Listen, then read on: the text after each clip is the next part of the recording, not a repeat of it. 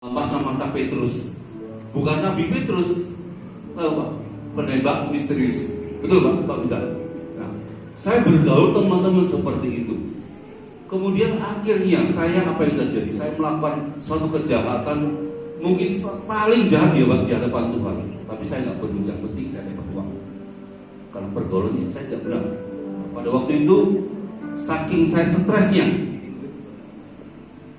saya pulang, saya kontak rumah kecil. Saya pulang ke rumah, sebelum saya sempat naik becak. Sebelum pulang sampai rumah saya beli satu kaleng baygon.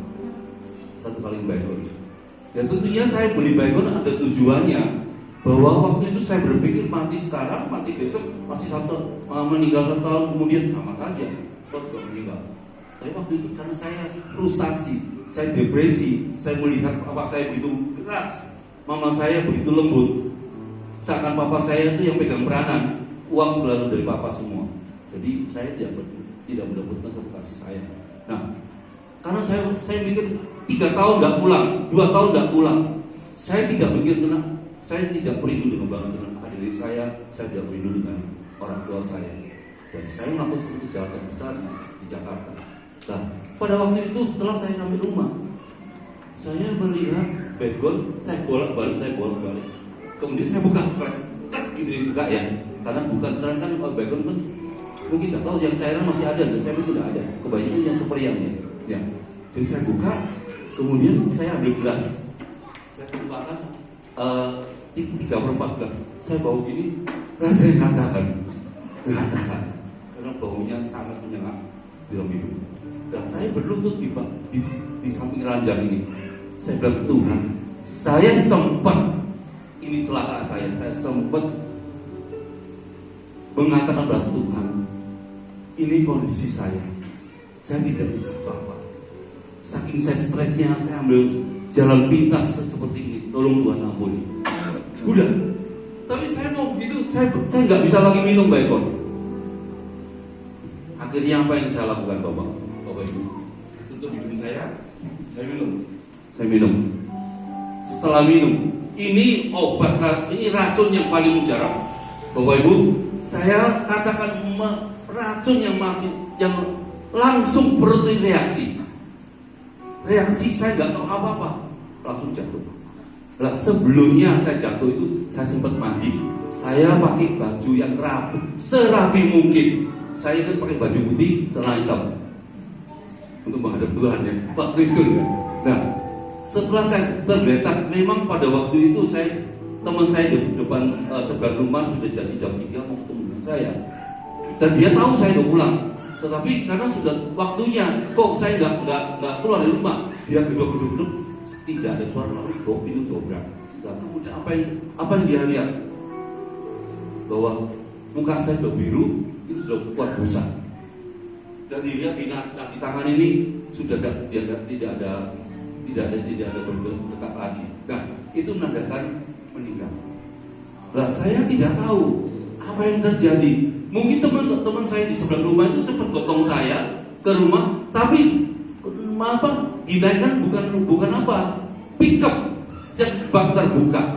Nah, waktu itu dia bawa ke rumah saya, ke rumah sakit yang terdekat Jakarta Barat di Sumberwaras.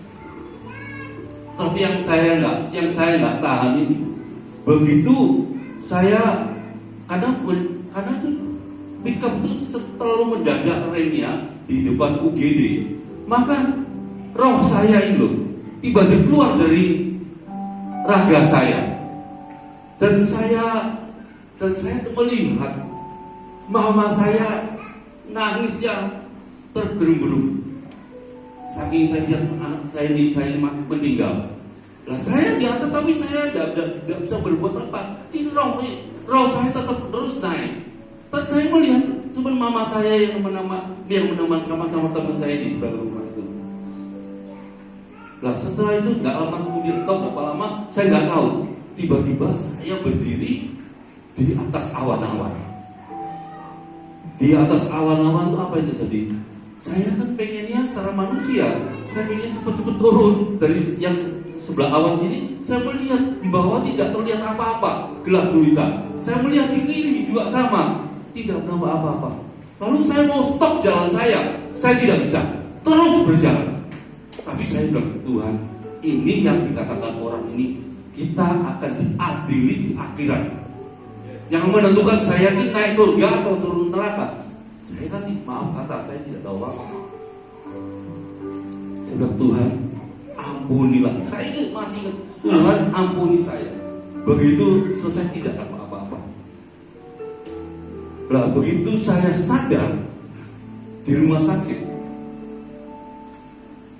kok rasanya ini kok ada suara nyanyian. Karena seberang rumah itu ada gereja GPDI. Ternyata suara sih saya nggak tahu suara itu siapa, suara pendeta itu sedang bernyanyi dan berdoa untuk saya. Tetapi saya coba buka mata saya, ini apa yang terjadi? Pendeta tersebut sama teman saya ini kepalanya besar sekali, kakinya, tangkat tubuhnya kecil. Saya pikir ini setan-setan ini yang orang neraka ini. Nah saya bilang, saya yang menjamkan mata saya tidak bisa banyak berbuat apa-apa. Saya di rumah sakit selama 1 bulan. Dan maaf kata, lidah saya ini pecah sampai hari ini, saya tetap pecah. Jadi dampak minum air baygon pecah. Yang lebih tragis lagi, setelah saya keluar dari rumah sakit, polisi sedang nunggu depan di rumah sakit. Di pintu depan sedang ada 2 polisi, satu pakai dinas, satu pakai dinas. Apa yang terjadi? Saya diborgol. Karena teman saya ini kena kasus dan ketangkep, saya terlibat di dalam kelompok itu. Akhirnya karena kasus itu kasus di Surabaya pada waktu bukan di Jakarta, karena saya lakukan kejahatan di Surabaya. Jadi akhir kasus itu saya dibawa ke Jakarta, saya disidang di pengadilan di Adjunasi Raya Junan, dan saya masukkan di Kalisosok pada waktu itu 3 tahun 6 bulan. Nah puji nama Tuhan, karena tipe saya ini tipe orang nakal, tidak percaya sama orang, tidak percaya sama siapapun, percaya sama diri sendiri, apalagi percaya sama Tuhan. Tetapi puji nama Tuhan, saya katakan puji nama Tuhan, saya bersyukur pada Tuhan. Saya katakan apa? Tuhan memarkirkan saya di LP. Tujuannya apa? Supaya saya bertobat. Amin. Dan saya dapat hidup sebenarnya. Dan saya betul-betul bertobat menjadi seorang Kristen yang berkenan pada Tuhan adalah di LP. Sungguh kalau saya nggak tahu, saya nggak bisa cerita lagi kalau saya ini seandainya Tuhan tidak memberikan saya meninggal hingga jalan keluar, saya masuk LP. Saya yakin pada malam ini saya dan Bapak Ibu sekalian kita mungkin sudah meninggal dengan kejahatan yang bertubi-tubi, yang berlapis-lapis ini. Jadi mungkin Bapak Ibu, Pak, ini nggak mungkin. Ini nyata. Ini apa? Suatu realita hidup yang saya alami. Saya tidak malu Bapak. Saya bertobat di LP. LP ini makanya saya begitu kuat dari LP itu, saya sangat rindu untuk melayani nabi di dalam LP itu.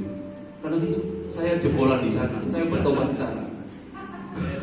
Ya, amin. Nah, jadi itulah Bapak Ibu, saya katakan, saya kalau di dalam 1 Korintus 15 ayat 33 itu adalah pegangan buat saya. Kalau kita bergaul dengan orang-orang yang tidak benar di atas itu, maka kehidupan kita akan sia-sia. Amin. Puji nama Tuhan, itulah kesaksian saya. Haleluya. Ini menjadi berkat bagi yang mendengarkannya.